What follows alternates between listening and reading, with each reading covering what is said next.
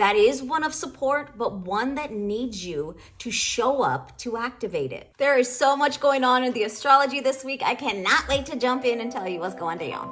What's up, beautiful people? For those who don't know me, my name is Marilyn Gomez. I am the Astrology Finance Coach. I teach online entrepreneurs how to align money smart by optimizing their astrology charts, as well as all of the online tech tools that go with running your online business. This week, we have some magical alignments for you guys to tap into.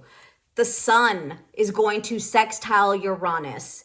This is creativity on that next level, guys. You can come in contact with some really eccentric type of character.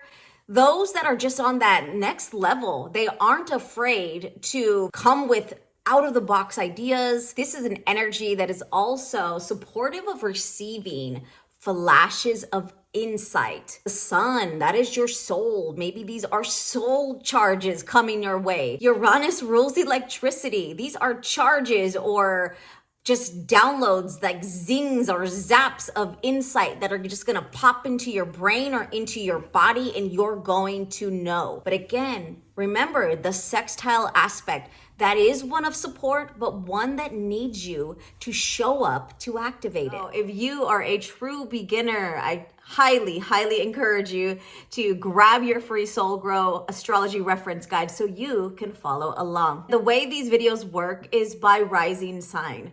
The most telling for any one of you to see what's happening in your environment is to check out your rising sign, to know what is happening within your career and what that is going to look like this week. What do you need on a soul level?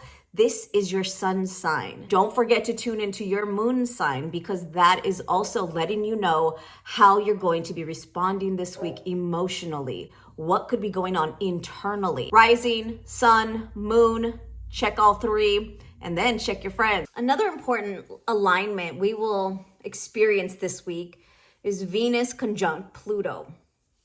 And Mars and Venus have been doing their dance side by side. So if we know Venus is conjunct Pluto, Mars is right next to her. So Mars and Pluto combo is not the best.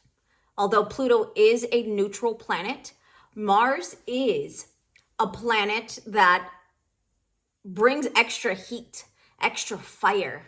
So be mindful, because Pluto can be obsessive, can be powerful, and bringing Mars with ambition and drive and motivation can sometimes bump heads and be way too fiery. So this is where that awareness comes in. This is how you truly start to use astrology to be mindful of your approach, how you're showing up, and how you're responding to your business, yourself, your mind, or your surroundings. Venus conjoins Pluto can bring in a deep obsession, jealousy, but also some great intimacy. If you are on the good side of a healthy relationship, this is passion on a deep, intense level. But if you aren't feeling good within your relationships, this can be less than favorable, where manipulation and power plays can rise to the surface. So you get to choose how you're showing up with this energy. Great practice is to ground yourself before you start speaking. Ground even those thought processes. Pluto rules your psychological patterns. You'll want to ground all of that energy to steer clear from power trips, manipulations, or obsessive thoughts. You will feel yourself wrapping things up this week.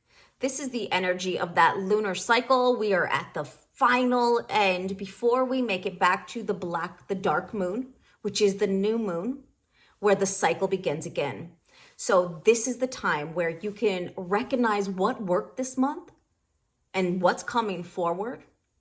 You also recognize what hasn't worked.